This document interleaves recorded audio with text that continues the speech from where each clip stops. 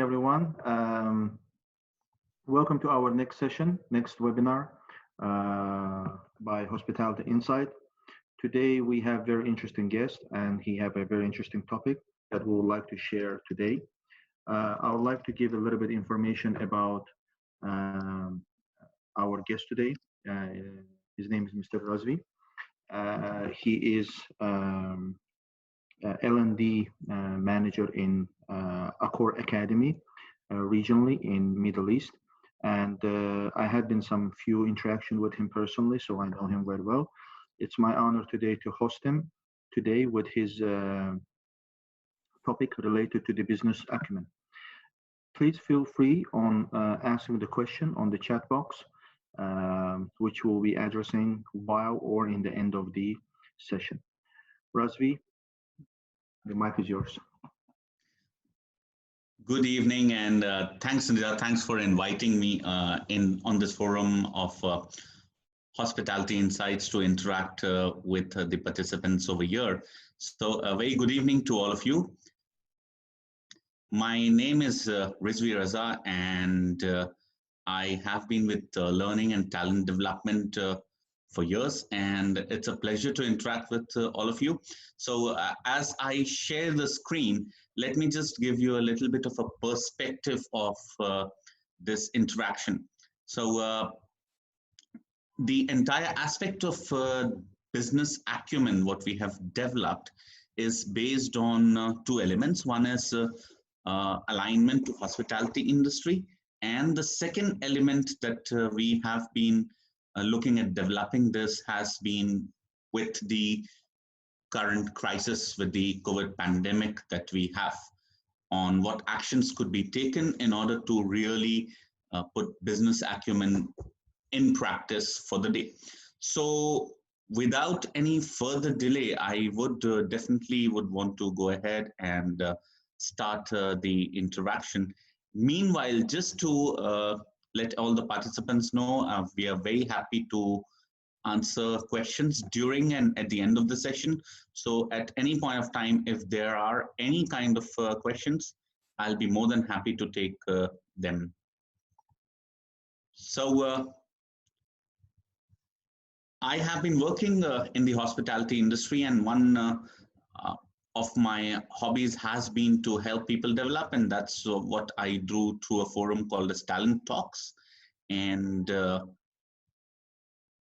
let's begin. So very quickly, this competency of business acumen, which often organizations look for in their leaders. So I thought it would be great to define the competency. Number one is it's an outline understanding of applying economic, financial, industry data, organizational data in order to make decisions which are informed. So rather than making a decision based on just as we call experience, or what we might sometimes term as a gut feeling, we take decisions which are informed.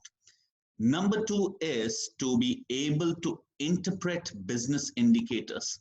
Every business has some performance indicators, and how we can use those again to develop strategies and plans at all levels of the business.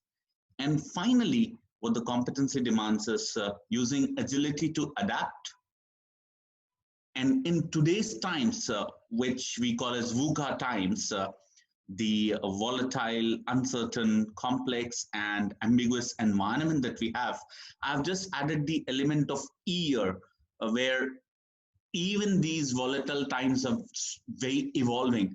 You don't know after 8 days which location suddenly becomes a zone where you might have to stop the operations, etc. So even the volatility is evolving, and that's why I said, how can we unlearn and learn in order to take quick actions during these times? So if you're all okay, then we could move ahead with our presentation. Can we have a quick thumbs up if you're okay?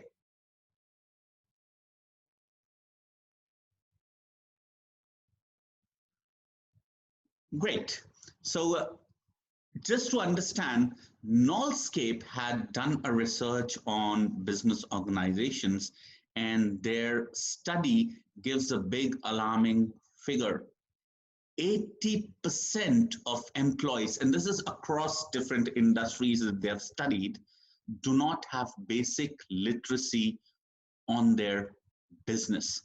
And this is pretty alarming because it really opens our eyes that a number of times we are taking actions, we are doing things. However, we may not have the competent teams available, and that's why the strategies would be there. But if the people in operations wouldn't understand those, then maybe those strategies would not translate into real actions the way we as leaders would want.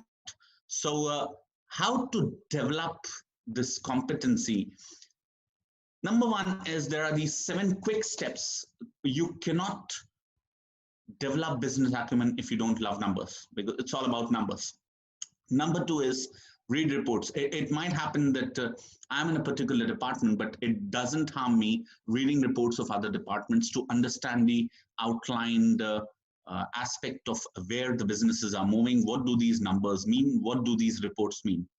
Number 3 is following industry and the market trends. How could I look at what different organizations are doing? There are great benchmarks that industry, that the organizations have and the market has.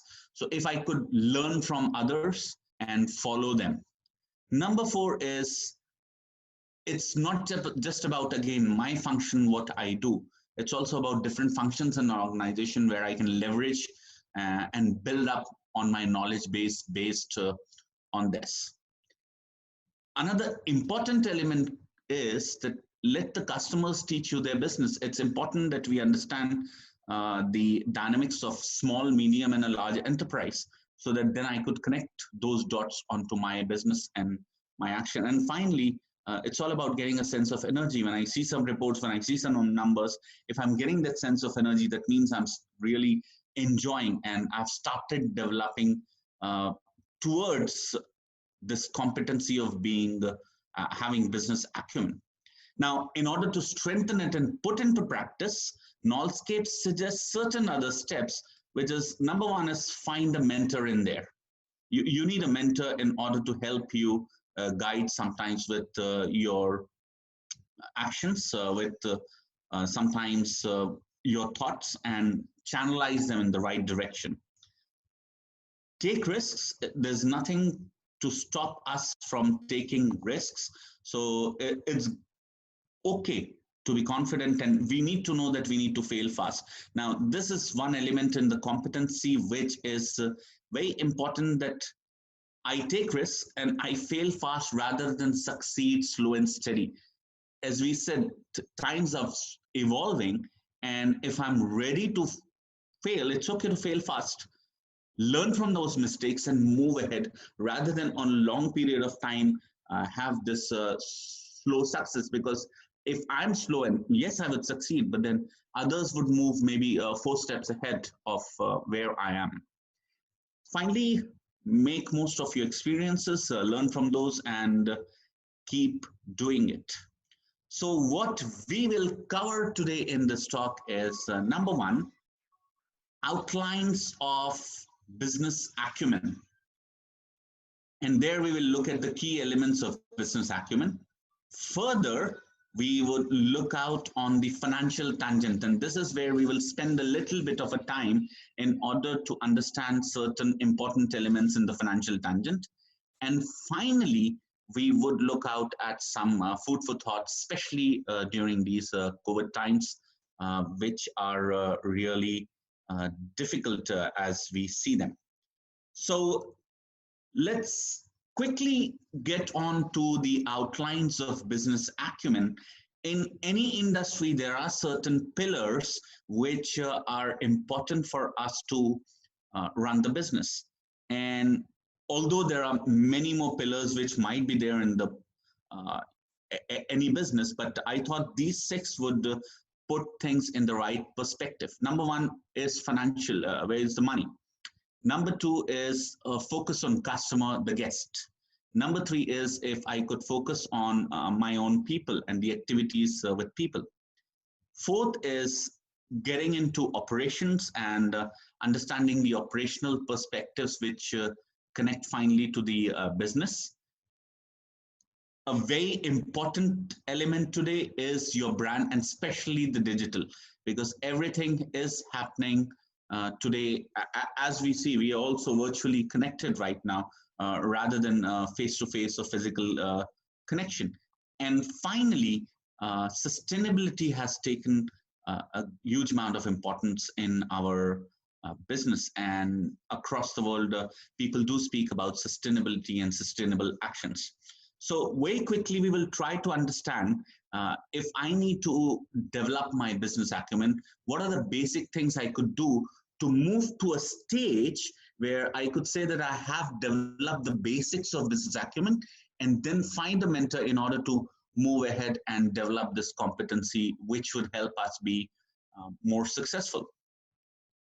So do we have any questions at this moment which I could answer? If there's any question, please unmute yourself and feel free to ask, or else you could put the questions in the chat box.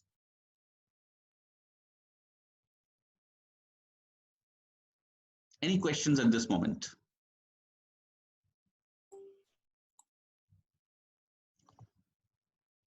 Okay, I could see something coming here. Just one moment. Jehun, I'm sorry, I'm not able to see the chat box on my screen. Okay, one moment. I will share one question actually.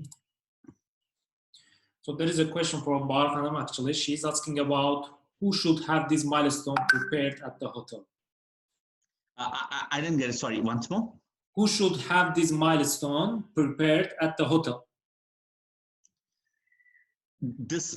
I think it is important at every level today that we develop business acumen. Now, based on the competency would differ based on your responsibilities in an organization. For example, if it's an independent contributor, then me knowing my financial data of just my department, which could be, for example, if I'm working in a restaurant, my financial data of my daily targets, what is my average per cover, what is my achievement would be good enough. But as I go up on the ladder, on the hierarchy, I would say everyone would need to have these elements. But as we go on leadership roles, I think it is important for all departments across the hotels, across the hotel or any organization, that people do develop these competencies. Does it answer the question? Yes, I guess. And there is another question. What measurement and margin should be considered? Great. So I would say we would get on to certain measurements in the next stages of the presentation. So if certain elements are not yet answered, we could answer them separately post the presentation. Would that be okay? Yes, of course, definitely, definitely. Okay. So we would try to cover a number of elements in here. So let's start quickly understanding the element of financial tangent in this competency. So number one is please get to know your financial statements. And it's not just a statement on the outline.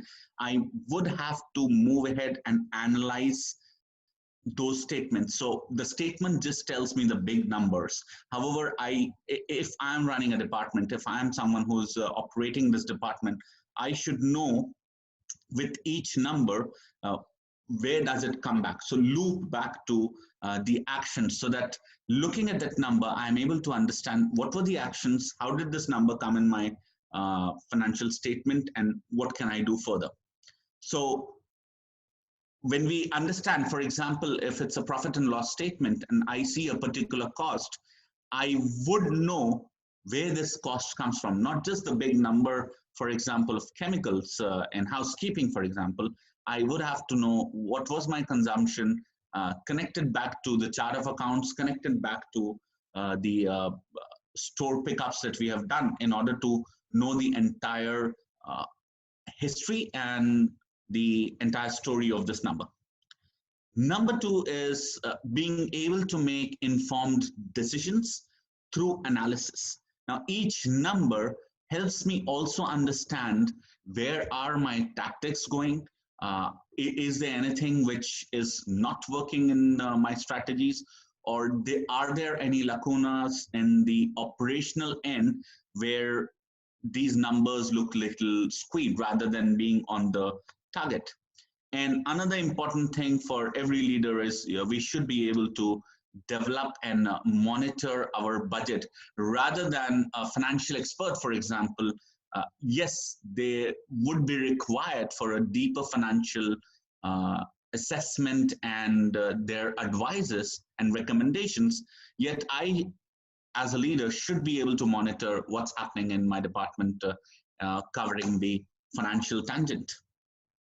So if we have these three basic elements and we work towards these three, that is where I could say that we've taken that base step on to understanding finance from a business acumen perspective. Guests today are absolutely, they are the pulse of the business, and we need to understand what's happening in the business through them. So number one is understanding and interpreting voice of guest, or we call it guest satisfaction surveys. Across different organizations, different terms are used. However, I should be able to understand what my guest is telling. I should be able to make sense of what is the feedback and how does it reflect back on my numbers. So if, for example, I should be able to correlate my guest feedback to my actual business numbers. If my scores of satisfaction in a particular outlet are not very high, I could go back to the financial numbers and then look out at where am I on this, number one. Number two, I would be able to understand what exactly is going wrong and where does it reflect back on my financial data. It could be upselling which is not working. It could be maybe I'm not able to, or maybe it's just that there are a lot of rebates, etc. It depends on different scenarios. So I should be able to interpret and use that. Number two is be able to make action plans and improving on my key targets and guest satisfaction. And another element which is pretty important is to realize the potential of loyalty. Now, loyalty is one thing that every organization across is working towards on increasing the loyalty base. And if we're able to understand what is the potential or what is the return that I get on my loyal customers, it would really help me put it back in my action when I interact with my guest, and also look out at how can I develop strategies in order to harness that aspect of the business. So if we see today, guests don't talk much, they tweet much, they Insta, and a lot of these elements are more available on our social scenes rather than a physical face-to-face element. Now, as the external guests or customers are important, so are our people, because they are important stakeholders and they do impact what we achieve. So similar to voice of customer, we should be able to understand the voice of employees. What element of their satisfaction reflects back on the business? So if you see a picture on the right, it's just an illustration to a great place to work. However, organizations have their own employee opinion surveys, as they call, or colleague opinion surveys. And it's important that I'm able to not just understand and interpret, but as a leader, I should be able to make my activities with a direct business impact. So a simple example would be, I do a training. Now, I would conduct training, but if it doesn't reflect back on certain numbers, then that training would be good for the man-hour count, but it's not directly impacting the business. So how could I correlate the activities and make sure that my learning initiatives are connected to certain numbers, which could be increased revenue, which could be an increased upselling targets. It could be any kind of optimization of reduction of costs. For example, I do a training which reflects back on breakage. Then after 3 months, I should be able to see the trend moving down. And this is what makes me as a leader strong, that I'm able to connect each action to the bottom line. The fourth element that we ought to speak on is operations. And this is where we need to connect those operational ratios. So whether it is RevPAR or whether it is average daily rate or my food cost percentage, beverage cost percentage, I should be able to use those numbers, because numbers give me a solid background in order to define and solve business problems. If I do have numbers, it helps me put things in the right perspective. Number 2 element on operations is having a deep insight on the industry to understand what's great happening in the business and what's happening with the comp set. And finally, it is to adapt our operations based on the guest demands. And today we see a lot of change in our operations because of the crisis, where we're looking at how far we can go on giving contactless service without making such a huge impact on the guest experience. So again, that is what is happening in the market, what is the guest demanding, and how could I reach it. The next element, which is pretty close to my heart, is where are we moving on the brand and digital. And this is something that we do keep learning, and we would keep learning, because this space of the business is evolving super fast, and it is evolving much more faster than organizations are keeping up the pace to. So number 1 is I should be able to connect my digital and branding initiatives to the bottom line. So if you see point number 3, every digital initiative. So if I'm doing a Facebook campaign, if I am doing a campaign on any social media platform, how does it connect back, and what is my return on investment on each of these initiatives? Understanding the importance of brand recognition. And I think what's more important at operational level is leaders understanding how could digital teams tools help me in optimizing things, in making things simpler, in making my man hours count less, and how could artificial intelligence help me in my department. So if we are able to connect, and this is where and this is what we call as the agility, which is important as far as business acumen is considered, that I do put in time in order to understand what are the digital trends happening where I could be benefiting for myself and for my department. So certain key elements in their social media marketing, search engine optimization, how does my web presence look? So it's not just a responsibility, as we say, of the brand, but then I would need to understand what's happening in my business.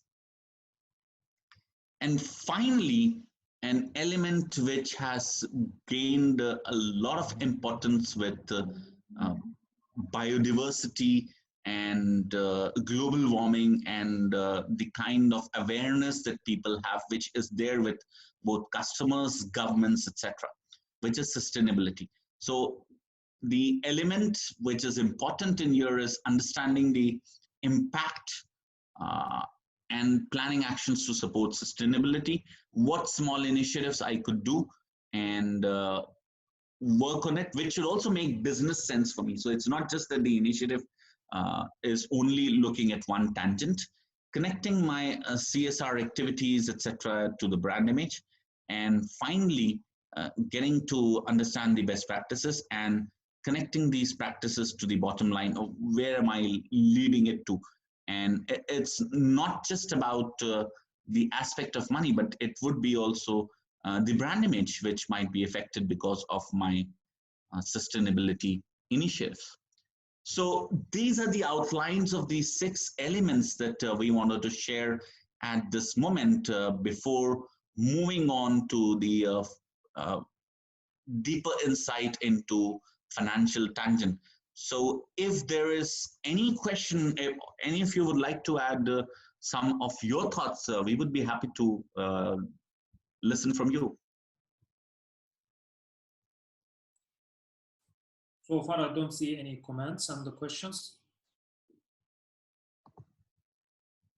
Okay, so I think we could move forward in from here. So let's move into the aspects of finance, where we're going to get a little bit deeper insight into a balance sheet, a cash flow statement, the profit and loss statement, and we would try to close that with how do my day-to-day financial indicators of my departments count, and finally, what is my connect in my day-to-day operations. So there are certain videos, and as I said, it would be a very quick sneak peek into these statements, and we would be very happy to, I would be very happy to share any more information. It could be case studies, etc. Should any of the participants want to. So as this quote says, if you cannot measure something, you cannot improve it. Measurement is super important. And that's where financial numbers come in and take supersede every other action because it is measurable. It tells me whether I'm in black, whether I'm in red. So just to understand our elements of financial indicators, we thought of starting with something which is called as a balance sheet. So a balance sheet typically can be in very simple words defined as a photo of a company at a particular time. So at a particular time, if I take a snapshot of a company, that is what balance sheet tells to me. So before we move ahead with the aspect, I thought I would run a video which should help us understand basics of a balance sheet. And here we go.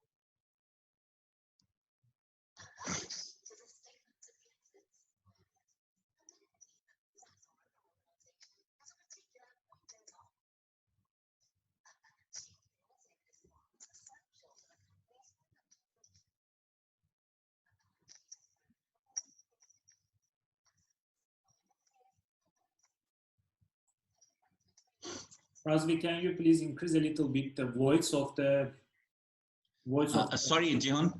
Can you please increase a little bit voice of the video? Maybe there is a, yeah, I think. I'll, one sec. So.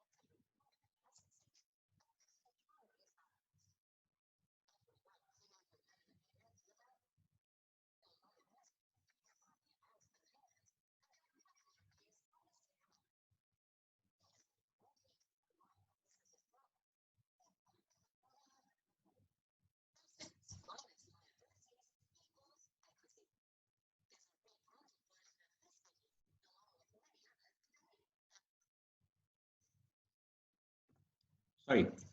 So that was a short video and for us to understand the core elements of a balance sheet.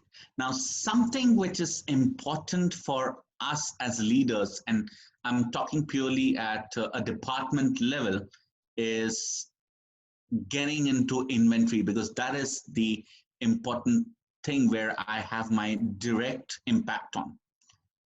How could I manage inventory? Understanding the importance of cash, and we will understand a little bit more on the next slide when we understand cash flow.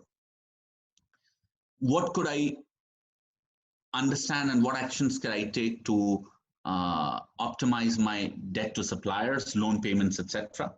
And what I could really focus today in these times is getting into my accounts receivables and especially taking care of the equipment, because with that deteriorating, my asset value is deteriorating.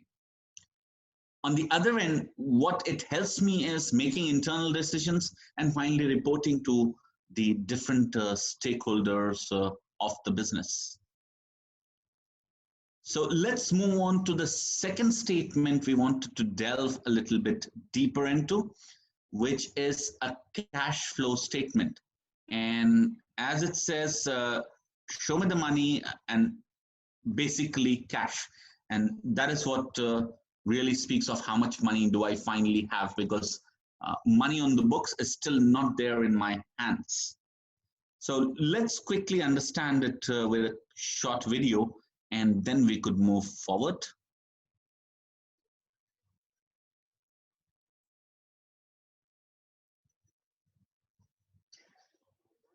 Razvi, I think that there is a small technical issue again.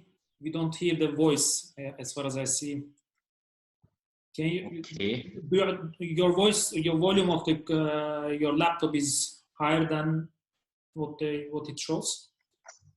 Or sometimes social media is the high, but maybe your laptop voice is not very. Can't. It's 100%, Jihun. Really? Okay. Yes. Let me try and check if I could increase it for. It's 100%. Yes. Okay. So maybe we can share the definitions of these separately, because in the video it doesn't give the voice quite very well. It's not giving the voice? No, it's not giving the voice properly as far as I understood. I don't hear as well. Okay. So let's get on to what does cash flow mean for us in the business. And I'll be happy to share it onto the Zoom platform so that we could download and even share the link of downloading these videos. So a simple element in over here is not every business happens in cash. Whether we are looking out at what we pay or what we receive. So all revenues are not cash revenues. All payments are not immediately paid to the supplier that I'm paying.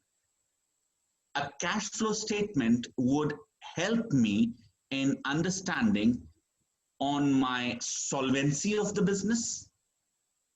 And just for example, let me take a little quick example in order for us to explain. So I have a business. I need to pay salaries to my employees. So do I have the cash for that? Now, I have done some revenues, but if those revenues don't translate back into cash, then I might have those revenues just on the number on the profit and loss statement, but it's still not cash in my hand. And that is where it is important for me to understand the element where I look out for how much is the outstanding credits, look at forecasting on where we are, and importance of freeing up the cash, how much cash can I have?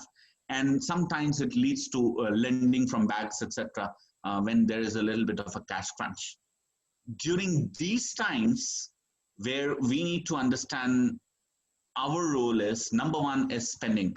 How could I regulate? How could I plan, and how could I optimize my spending so that there is a good amount of free cash in there in the business.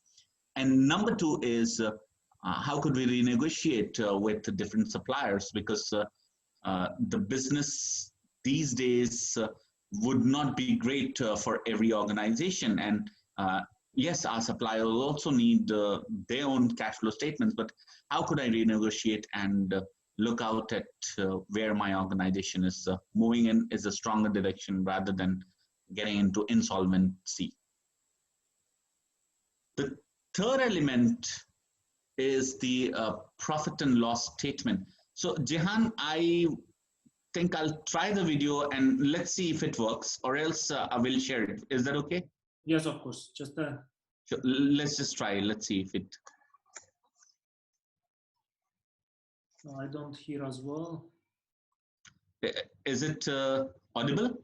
No, I guess I don't hear. If someone had any voice, just let us know in the chat box, please. Maybe it's something. That's okay. That's fine. We can continue it. That's fine. Okay. There's no noise, no sound, but we can see at least.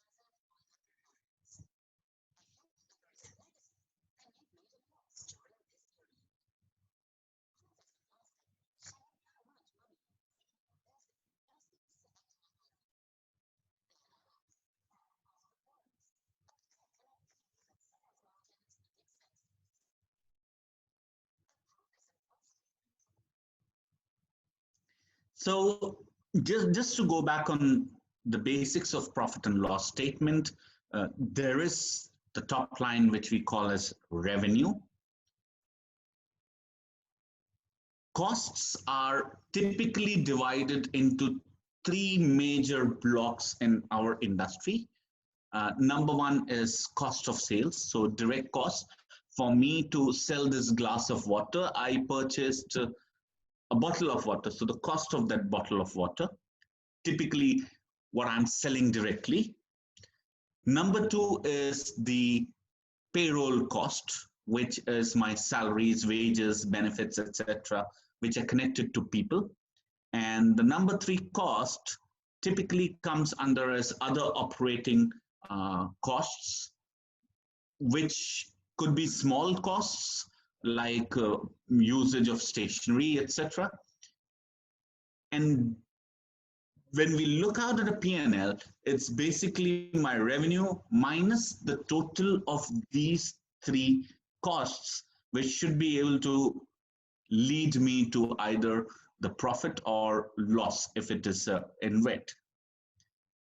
Important aspect for us working in a department is how could I do operational correlation through my profit and loss statement? So how could I find where my costs are higher, why they are higher, and what actions I have done? So let's take a simple example, which we took earlier. For example, my cost of chemicals is suddenly higher. Then I compare it back to my budget. and I see that it is still higher than my budget. I compare it to my last year. I see it's still higher than my last year. That means there has been something has happened why this cost is higher. And this is where I correlate to operations. It could be a legitimate reason that I had a deep cleaning scheduled this month, and that's why the cost became higher.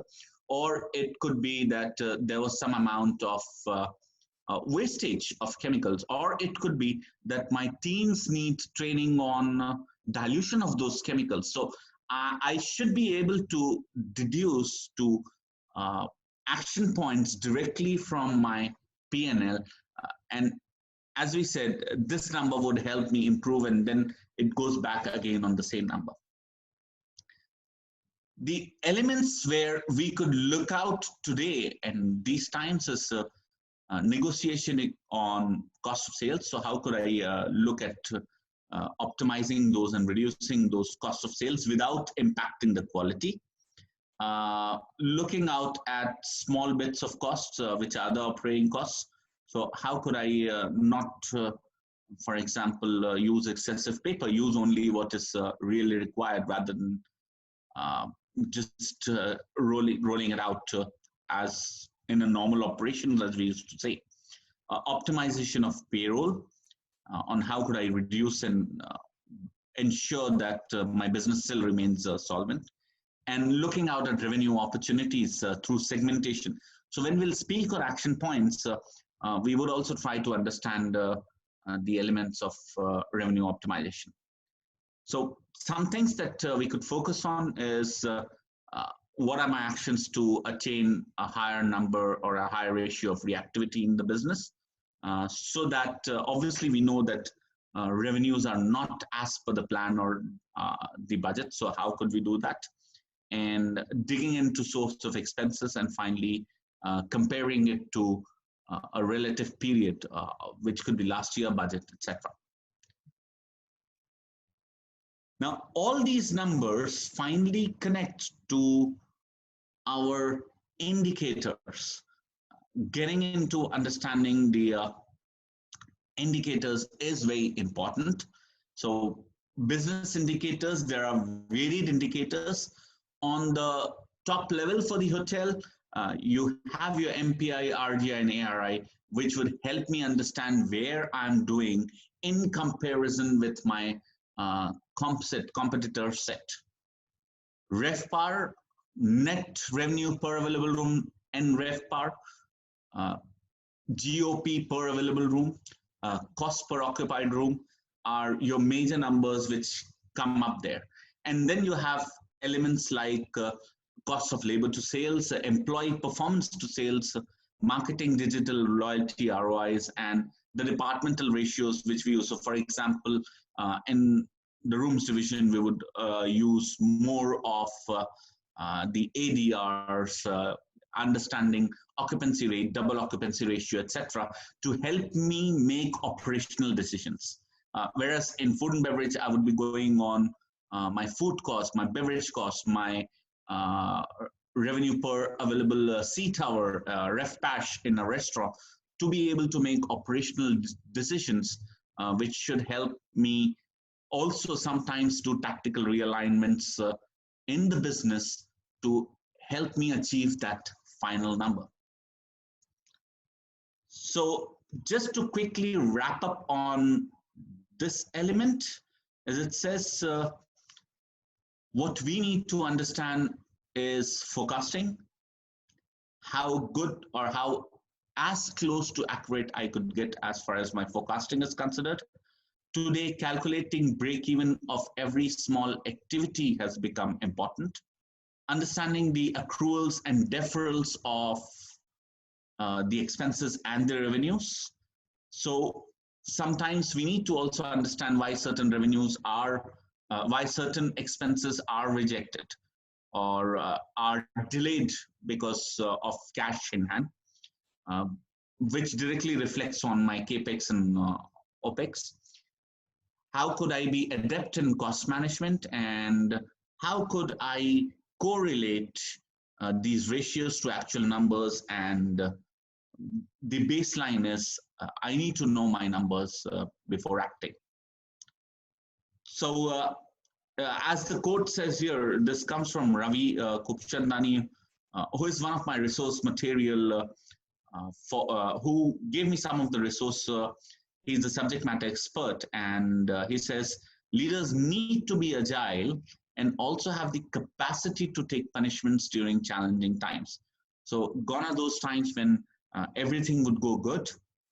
We need to understand that there are challenging times, and I need to take those small punishments, and I should be able to be ready to do that.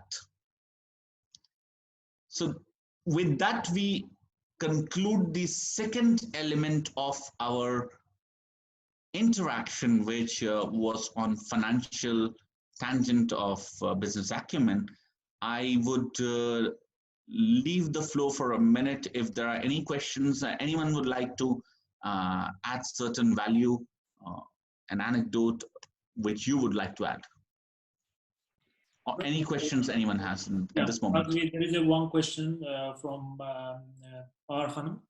So basically, there's a question saying what engagement we should expect from GM and HOD of the hotel for successful execution and the smooth process. So at the end of the day, it is the general manager and the HODs who are running the business. So number one, and this, please, it would be great for other participants also to share their feedback on this. But for me, what is important is a very transparent communication between the top leadership, the heads of department, the GM, etc. And what actions are we taking, and where do these numbers come from? That's number one, which is, I would say, transparency, what is happening. Engagement-wise, how could each head of a department actually run their own department as a separate strategic business unit, which is, in fact, here on the slide right now, that yes, there is a general manager, but as a head of a department, how could I manage my department, which is housekeeping, or which is, even if I'm a restaurant manager, how could I run it as a strategic business unit? So I should be myself responsible for understanding the revenues and the costs, and what actions do I need to take at my micro level in order to look at the big picture of the success of the hotel. And number three is, again, always taking the advice or the recommendation of the subject matter expert. And in this case, I would feel there are three important core subject matter experts: your financial controller, revenue, and the commercial department. So how could I take their recommendations in order to lead up to success? Does it answer, Jehan, or? Yeah, I guess this is the main point that you mentioned, that is that each department should be thinking the separate as a revenue stream or as a separate division. And I think this is the main point here, that if you think as your division as a separate, like let's say the division, and you work on the KPIs separately, it will give you in the context of how the leadership should be in each division, let's say. Great. So let's move on to the last leg of what we wanted to discuss. Is these are definitely challenging times. We've seen challenging times in the past, and we will also see during the future. So what could we do in order to really display in our behaviors business acumen during these volatile times? And here we want to focus on three core elements. Number one is with respect to the market. Number two is my role as a leader. And number three is what agile actions could we take in order to take our business leap into one. So as we know today that the entire industry across the globe, we have seen such a difficult time, and a number of hotels had been shut down, and some of them have reopened partially, some of them have reopened completely. But what we need to do as far as understanding and going back to the drawing board is getting on to doing our SWOT analysis and PESTEL once more. Because let's understand, the strategy would not change. The strategy is for my 5 years, 10 years. But today, in order to understand where I stand in the immediate tomorrow is important, and what actions I need to take in order to leverage of whatever is happening in the business, in the market, is super important for us.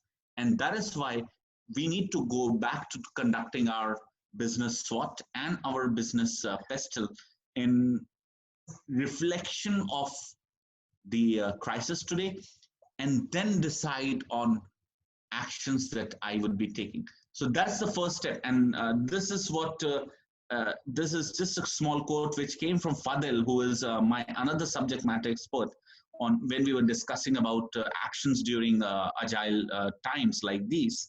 So he says, the world has transferred and we need to be creative, do things differently, and quickly realign to the reality.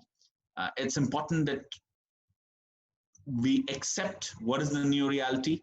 We accept that it won't be the same business as we have been doing in the past. We accept that guests would have very different expectations when they walk into our hotels. And I do know that some guests have already started walking into some of our hotels. So how do I quickly realign my business? How do I quickly realign my policies, procedures, etc.? Is very important at this stage. Now, as far as leadership is considered, what is important is leaders need to show agility. They need to quickly learn, unlearn, and move forward. They need to show the speed of actions. Number two, as we started with it, fail faster than succeed slow and steady, because others would move ahead of me. Number three element is the changing of paradigm of the business. So I'll give you a very out of hospitality example. So we have the watch industry, whereas the Swiss used to be the first pioneers of really doing great in the watch industry, and suddenly the Japanese took away all the initiatives because some inventions were not trademarked by the Swiss, and then the Japanese took ahead. So after some time, when the market was really captured by the Japanese, one of the writers of a leadership book said that he had an opportunity to sit with the CEO of Rolex, and he was having a meal with the CEO during this interview of when he was writing about leadership, and he asked him, so sir, can you tell me what's happening in the watch industry? And the CEO turned around and said, I don't know what's happening in the watch industry. So the writer was taken up by the surprise, and then he said, look, you are Rolex, and you're saying you don't know. And the leader turned back and said, no, I don't know. And then he said, why did you say so? And this is what the reply was, that I'm no more into watchmaking. I am only connected with a word called as luxury. So how do people change the business paradigm? And this is what leaders need to understand, that with tomorrow coming in, and we've seen some changes, we would see some more transformation in the industry. We'll see a lot tomorrow. So how could I change those business paradigms and move ahead in order to fit my business model also? And the last element is, during these times, the lines between strategic and tactical actions are much more thinner, because things are moving so fast. I might not be able to say that we could change the strategy because of an event. And that is why strategic actions and tactical actions merge a little bit during these times. So as a quote says, and it's a very old quote, crisis, when written in Chinese, the word also stands for opportunity. So if we're looking at danger, yes, there is danger, but yes, there is also an opportunity. And there are hotels who are also using this. Yes, the numbers might not be the same as we would have planned, but then there are certain organizations who are using it as an opportunity in a very positive sense and making the best out of it. So these are the 4 elements which a leader must have during these times. And the second is actions. As we know, a number of hotels have closed down, and some of them have started opening up. And as the market and as the global environment becomes much more open and people start traveling in bits and pieces and it increases, we would look out at hotels opening full scale. We would have partial opening of hotels. So it's important for us to have a plan for business continuity. So something that is important in over here is I should be very clear on what I'm going to offer. And this is where my redoing of my offer is important, which goes back to the Boston Consulting Group, that I need to go back on the BCG metrics and look out at my cash cows, look out at my stars, and then decide what am I going to offer. So it might be that, just an example, in July and August, I do my partial opening, and these are only elements which I will offer. September onwards, I would add the elements. So I should be clear of what I'm offering. The second stage of business continuity planning is how could I bend the cost downwards? How could I reduce the cost, relook at every small cost and optimize it so that my business still remains viable. Along with that, I need to relook into everything, which includes my standard operating procedures, my policies and procedures, and the offer, so that it becomes more relevant to what my customer needs tomorrow. The third stage is plan it, rehearse it internally, and get into action. And as you see that the business starts growing, as you see that the response from the market has started growing, this is where I scale up to the next level. And Guru Nandan, he's another subject matter expert, and he comes up with a very nice quote, and I really liked it. What he explains is that gone are the days of those old missiles. Today you have radar guided missiles. So your plane is your target, and it is ever moving. It is no more during these evolving times. Your target is no more stable. It's not stuck at one place that you could hit it with a simple missile. What it needs is you to run behind the target which is moving, which means you need to be agile.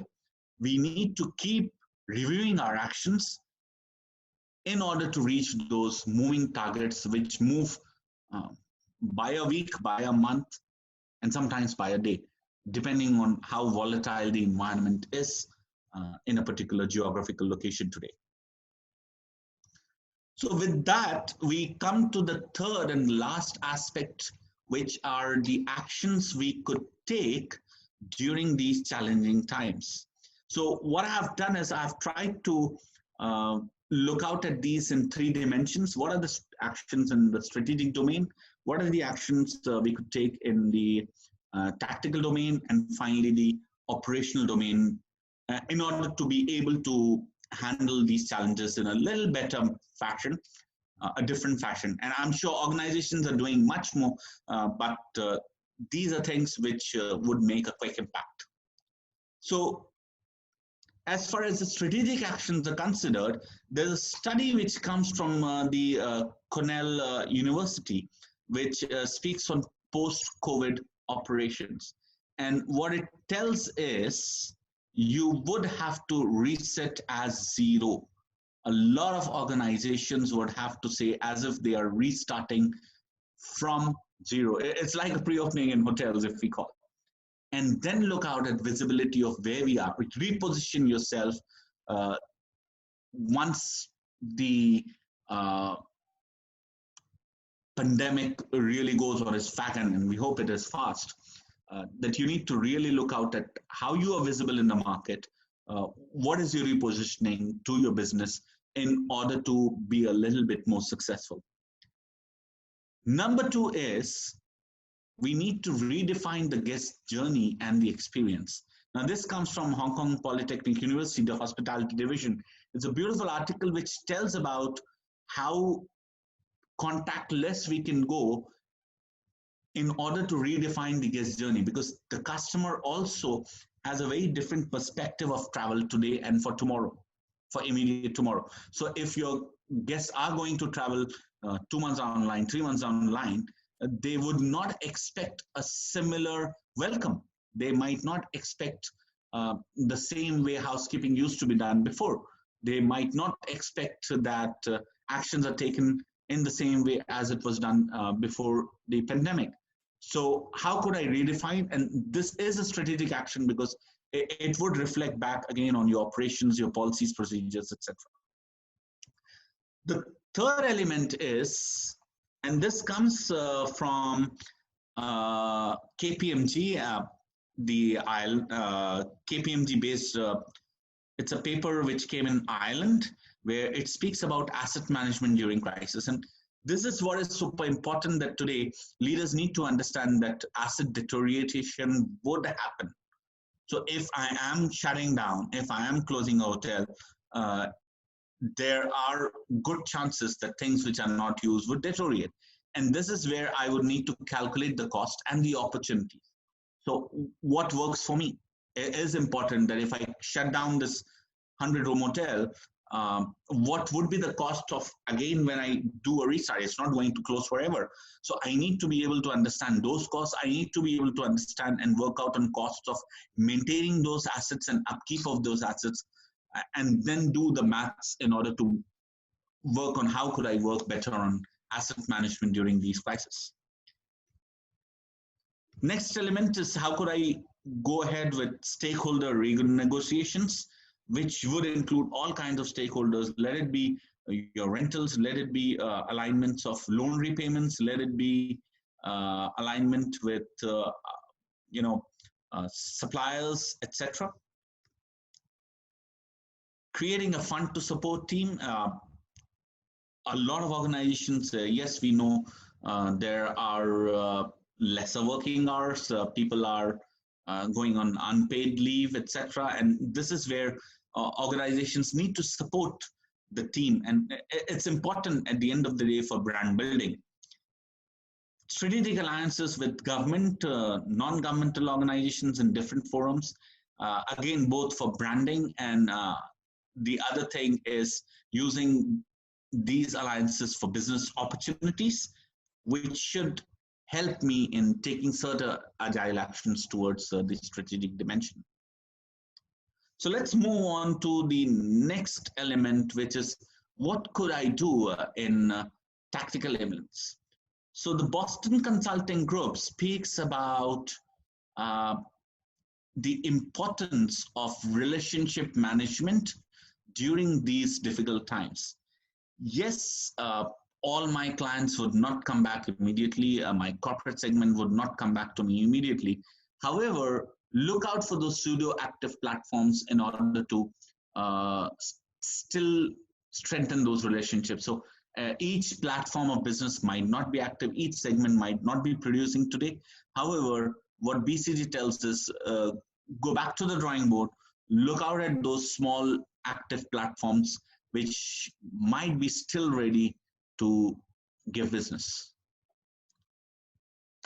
Again, BCG speaks about how to get back into the new normal from the pandemic. Number one is, what is your response in your 2 to 4 weeks as you start into reopening your business or opening the doors back to your guests or your customers. Next is reflect back on where would you see your actions from 3 to 12 months. Third is reimagine what kind of changes are going to happen. Reimagine every aspect of the business and how could I look out at my rebound after my business. The third study is about McKinsey, which speaks about communicating with guests. And what they suggest is the guests, your customers, want to hear from you.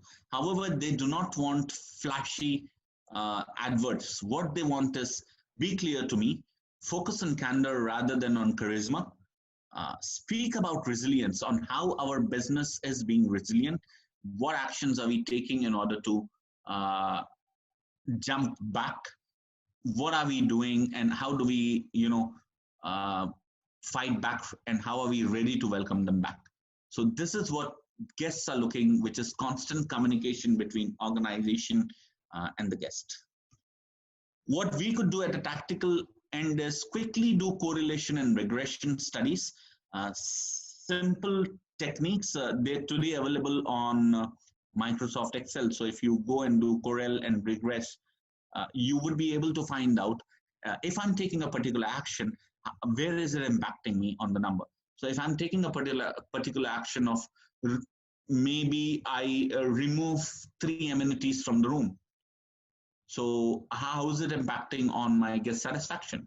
How is it impacting on my revenue? So I remove the minibar. So how is it impacting on my bar revenue or my in-room dining revenue, for example? So do those studies quickly so that you're able to ascertain whether these actions work or I need to try something else.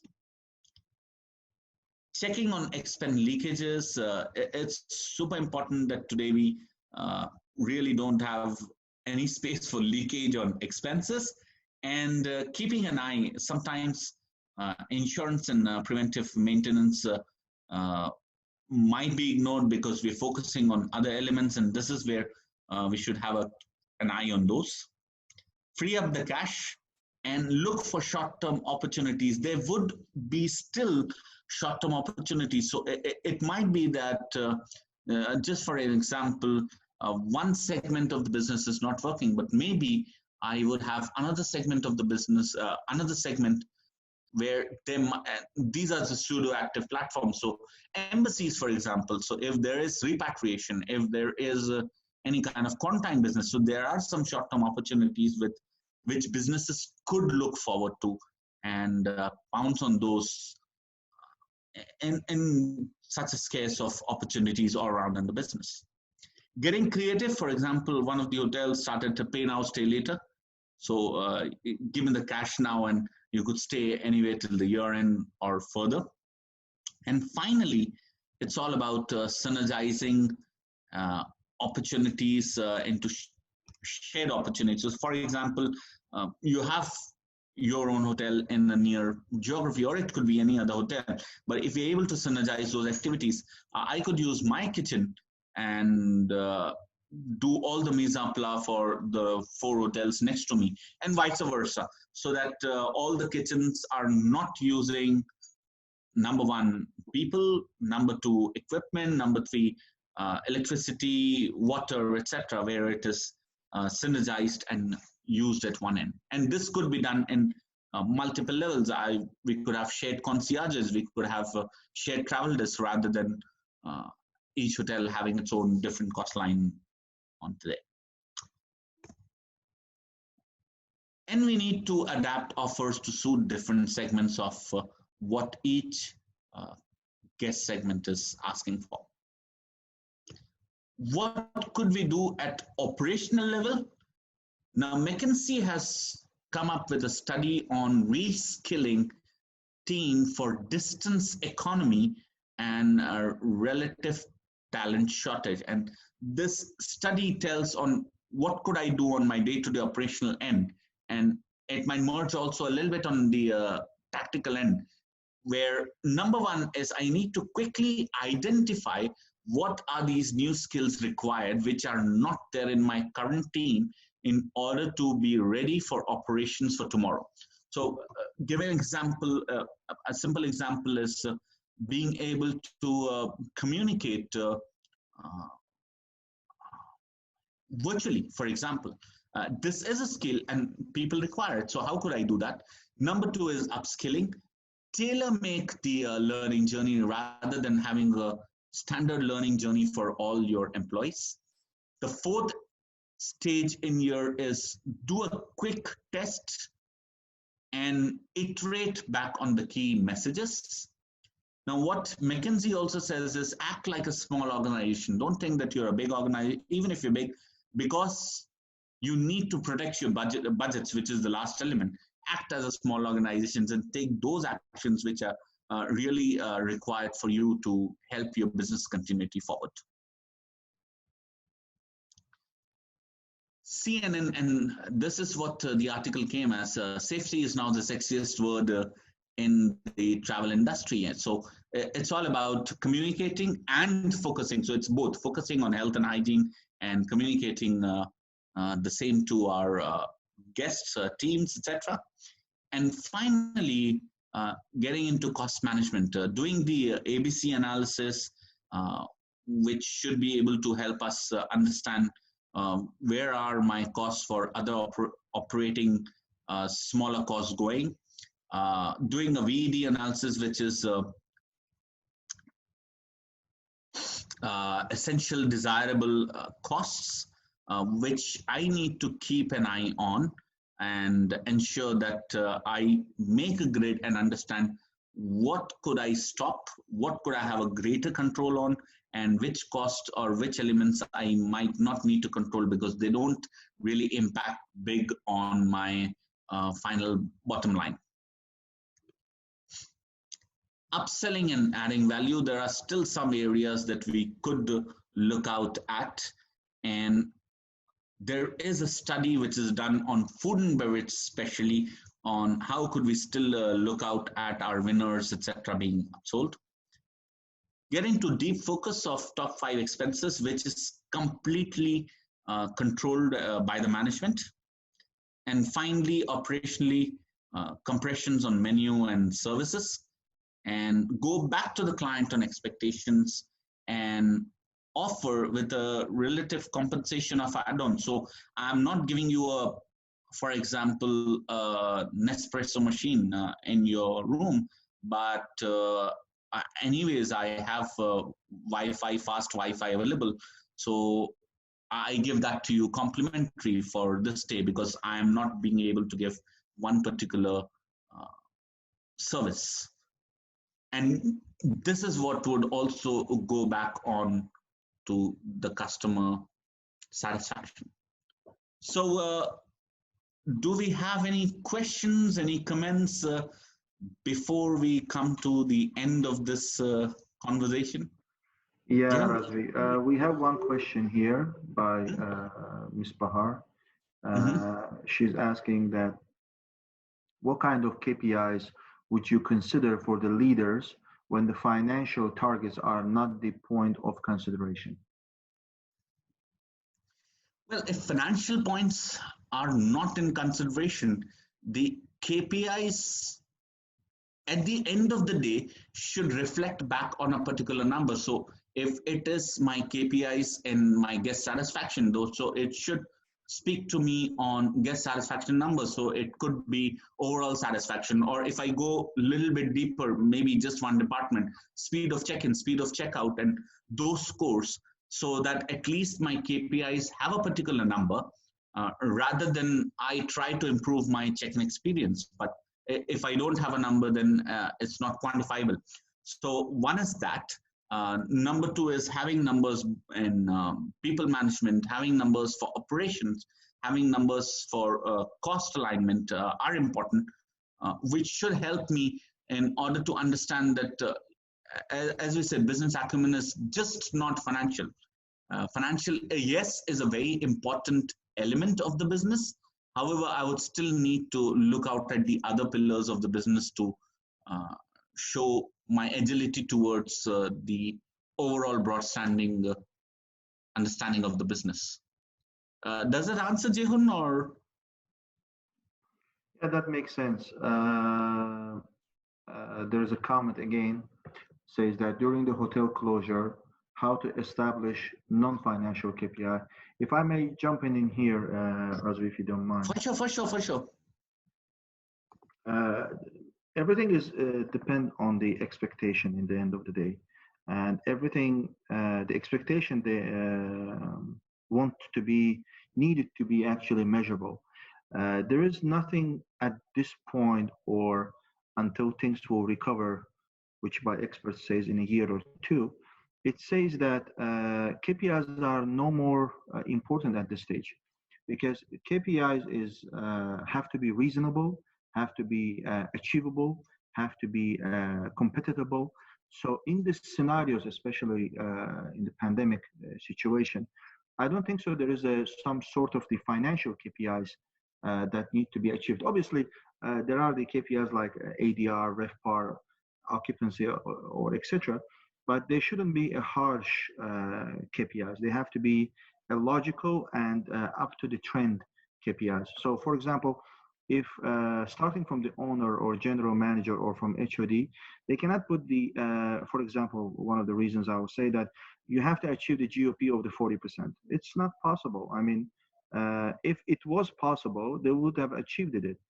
But the events of the travelers is not allowing you. What it could allow you, you could see the effective of the employees, how effectively are they working, how progressively they are working. Yes, this is the KPIs that need to be answered. And obviously, in the end of the day,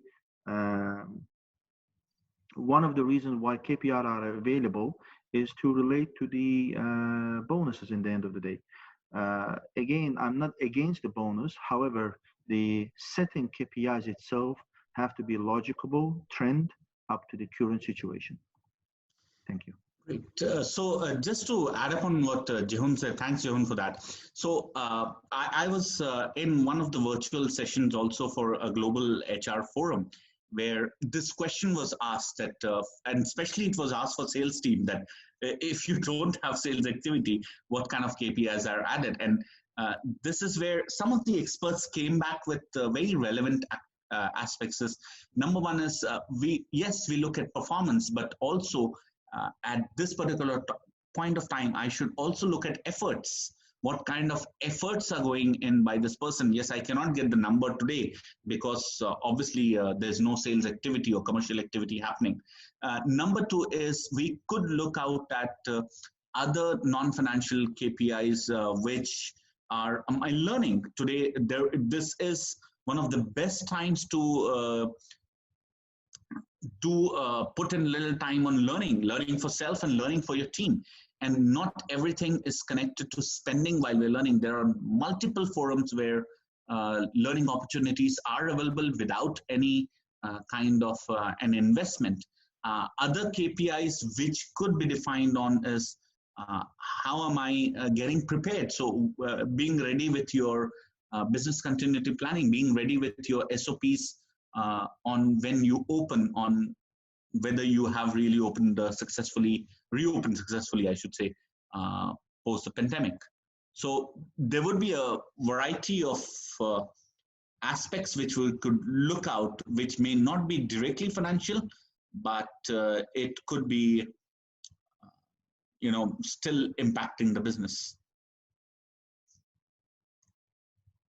Is there any other question in there?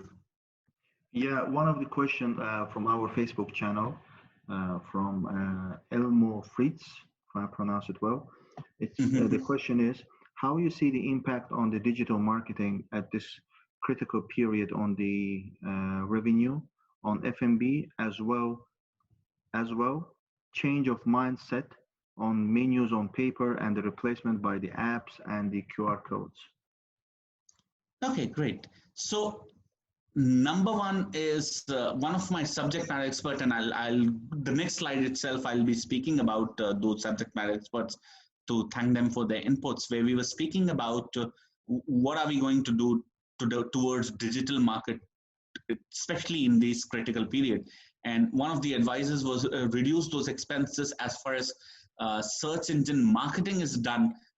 Don't spend money at this point of time.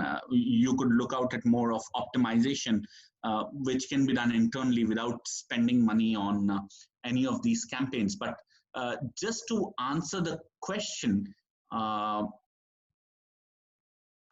do you see the impact of digital marketing at this critical period on the, so apps, we are doing more on digital, actually, to say, to phrase it, that people today have become more digitally agile, and more so ever because of the lockdowns across the world, because of people self-quarantining themselves.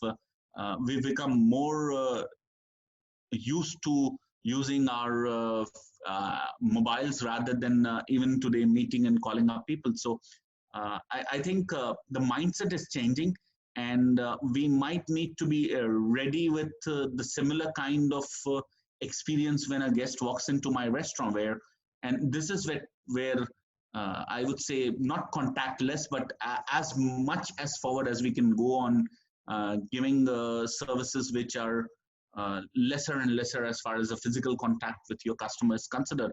And your apps and QR codes would definitely work more, because the customer today is ready for that and is discerning for those kind of services, actually.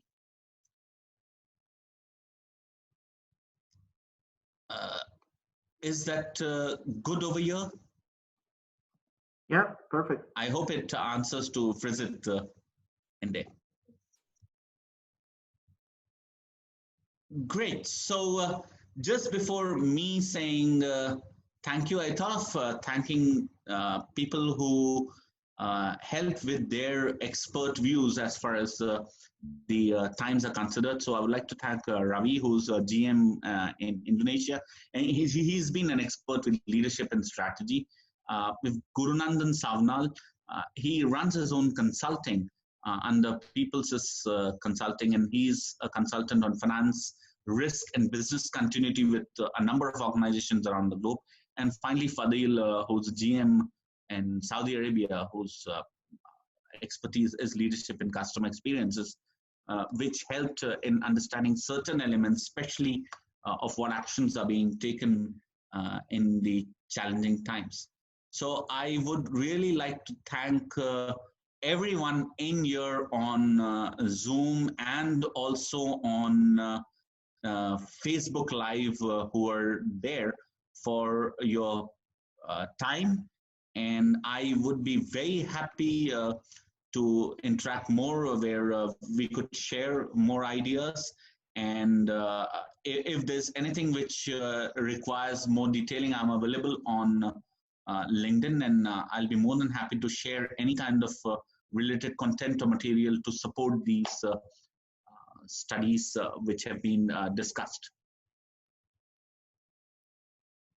So any ideas, any feedback, anything you would like to share, I'll be more than happy to take them.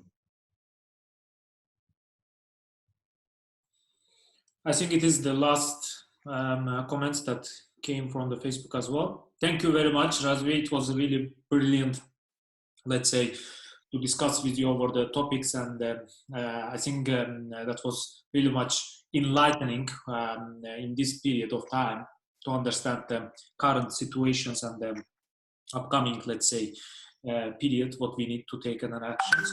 I guess we will be closing here if there is no any other question so far. Thank you very much, Razvi, once more.